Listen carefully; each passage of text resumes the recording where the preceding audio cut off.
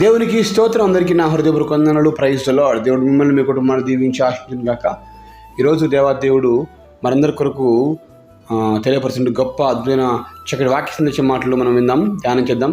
లూకాసు వార్త 1వ అధ్యాయం 17వ వచనము. నీకు సంతోషమును మహా ఆనందమును కలుగును. దేవునికి సమస్తమేమ కలుగును గాక. ఈ గొప్ప వాగ్దానము మనందరి జీవితాల్లో కూడా నెరవేర్చబడును గాక. ఆమెన్. ప్రియమైన దేవుని బిడ్డలారా, దేవుడు చెప్తున్న మాట ఏంటంటే, మన జీవితాల్లో సంతోషం లేక కన్నీళ్లతో ఏడుస్తూ కృంగికృషించిపోయినటువంటి పరిస్థితి మధ్యలో ఉన్నట్లయితే దేవుడు ఇస్తున్నటువంటి గొప్ప వాక్యం ఏంటంటే, నీకు సంతోషము కలుగును. మామూలు సంతోషం కదా, మహా ఆనందము అంటే చెప్పలేనంత ఆనందాన్ని నా దేవుడు నీకు పుట్టించబోతున్నాడు, కలిగించబోతా ఉన్నాడు. ఎలాగా సంతోషించబడతాము? అనారోగ్యంతో ఉన్నప్పుడు నవ్వగలుగుతామా? దుఃఖంతో ఉన్నప్పుడు తిరిగి నవ్వగలుగుతామా? చుట్టూ బాధలు ఉన్నప్పుడు నవ్వగలుగుతామా? ఈరోజు నువ్వు అనుభవిస్తున్నట్టు మహా కష్టం ఉన్నదే, ఆ మహా కష్టాన్ని దేవుడు అంటున్నాడు, నేను దాన్ని తొలగింపజేస్తాను, నీకు మహా ఆనందాన్ని కలగజేస్తాను. మహా ఆనందం అనుకుంటున్నావు, ఇది నా ముందున్న సమస్య చాలా పెద్దది, ఇంత పెద్ద సమస్యను ఎవరు తీర్చగలుగుతారు, ఎవరు తొలగించగలుగుతారు? అవును, నిజమే. మానవులు నరమాత్రులైతే దాన్ని చేయలేరు, కానీ దేవుడు తప్పకుండా చేయగలుగుతాడు. ఆయన దేవుడు, యేసుక్రీస్తు ప్రభు దేవుడు, అందరికీ దేవుడు, అందరికీ ప్రభువు. నీకు కూడా ఈరోజు వాక్యం, నీకు కూడా దేవుడు. ఆయన నీ సమస్య ఎట్లాంటిదైనా ఆయన తొలగింపజేస్తాడు. నీ సమస్య తొలగిపోవడం బట్టి నీవు సంతోషిస్తావు. అది ఎలాంటి సంతోషం అంటే మహా సంతోషము, మహా ఆనందాన్ని దేవుడు నీకు దయచేయును గాక. ప్రియమైన దేవుడు బిడ్డలారా, ఏ విధంగా మనకు కలుగుతుంది అంటే, యేసుప్రభు దేవుడు మరణాన్ని జయించి లేచాడు. మరణం కంటే గొప్ప సమస్య ఈ భూలోకం ముందు మరొకటి ఉండదు. మరణాన్ని జయించి మృత్యుంజయుడిగా లేచిన దేవునికి ఈ భూలోకంలో ఏ సమస్య అయినా దానికంటే చాలా చిన్నవే.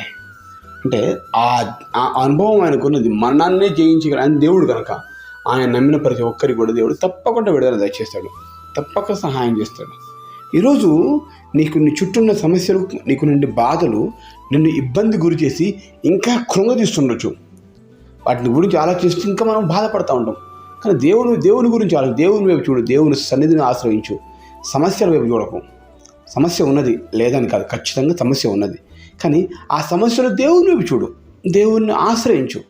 అప్పుడు దేవుడు అంటున్నాడు, నీ ముందున్న సమస్య అంటే పెద్ద కొండలాంటి సమస్య అయినా కూడా కానీ దానిని మైనం వలె క్రొవ్వొత్తి వలె కరిగిపోయేలాగా చేస్తాను.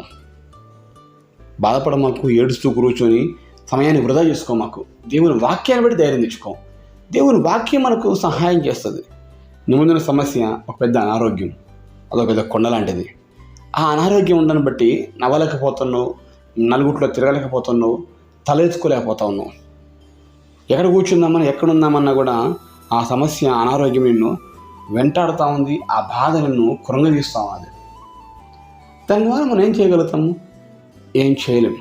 కానీ దేవుడు అంటున్నాడు, నీకు నా అనారోగ్యం బట్టి ఏడుస్తున్నావు బిడ్డ, బాధపడ మాకు. నీకే నేను ఈ వాగ్దాన్ని తెలియపరుస్తున్నాను. నీ అనారోగ్యం తొలగిపోయి నువ్వు సంతోషించే రోజు రాబోతా ఉన్నది. ఆమెన్. కొంతమందికి అనేక రకాల ఆర్థిక ఇబ్బందులు ఉంటాయి. ఎవరికి చెప్పుకొని ఆర్థిక ఇబ్బందులు, ఎవరికి చెప్పుకొని నలుగుట్లో చిన్న చూపు అయిపోయిన పరిస్థితి. కానీ ఈరోజు దేవుడు చెప్తున్నాడు, ఆ యొక్క ఆర్థిక ఇబ్బందులు, అప్పులను బట్టి ఇబ్బంది పడుతూ, బాధపడుతూ, ఏడుస్తూ, కన్నీరు గారుస్తున్నావా? నేను నీకు చెప్తున్నాను, నువ్వు నవ్వే రోజు రాబోతా ఉన్నది. ఆమెన్. నీ కుటుంబంలో సమాధానం లేక సమస్యలు, భార్యాభర్తల గొడవలు, కుటుంబాల సమస్యలు, ఎక్కడ ఎవరితో మాట్లాడలేని పరిస్థితి, అటువంటి పరిస్థితి మధ్యలో సంతోషం ఉండగలుగుతామా? ఉండలేము.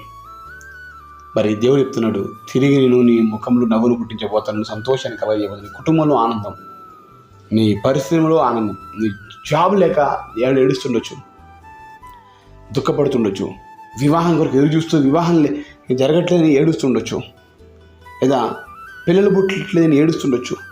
నీ సమస్య ఎట్లాంటిది బిడ్డ? భూ సంబంధమైన సమస్యలతో కొట్టుమిట్లాడుతూ పోలీస్ స్టేషన్లు, ఎంఆర్ ఆఫీసులు, కోర్టు చుట్టూ తిరుగుతూ నీ కాళ్ళు అరిగిపోతున్నాయి కావచ్చు. దాని ద్వారా నువ్వు ఏడుస్తూ ఉన్నావు, నా బాధ ఏంది, ఈ సమస్య ఏందని చెప్పేసి. కానీ దేవుడు చెప్తున్నాడు, నీకు తెలియపరుస్తున్న మాట ఏంటంటే, నేను నీకు మహా ఆనందాన్ని, చిన్న ఆనందం కాదు, మహా ఆనందాన్ని కలగజేయబోతున్నాను. కనుక ఈ గొప్ప వాగ్దానం నమ్మినట్లయితే ఖచ్చితంగా నీ జీవితంలో నెరవేర్చబడుతుంది. నమ్ము. ప్రార్థన చేస్తున్నాం. ప్రార్థన. మహాగరుడ పరిశుద్ధుల ప్రేమ గల తండ్రి వందనాలు. నువ్వు చెప్తున్న మాట మేము నమ్ముతున్నాం ప్రభా. మా జీవితంలో నిజంగా సమస్య ఉన్నది, పోరాటం ఉంది, కష్టం ఉన్నది, కానీ నీ వాగ్దానాన్ని ఎత్తిపడుతున్నాము. మా జీవితంలో ఎప్పుడు అనుభవిస్తున్నటువంటి ఈ మహా కష్టాన్ని తొలగింపజేసి మాకు నీవు మహా ఆనందాన్ని ఇవ్వబోతున్నామని స్తుతిస్తున్నాం ప్రభా. నిజంగా మీరు ఇచ్చిన గొప్ప వాగ్దాన్ని బట్టి స్తుతిస్తూ కనపరుస్తూ నీకే మహిమ ఘనత ప్రభావాలు చెల్లిస్తూ యేసు నామములో కృతజ్ఞతలతో అడిగి వేడుకొని పొందుకుంటున్నాం మా పర్యాపరలోకపు తండ్రి. ఆమేన్. ఆమేన్.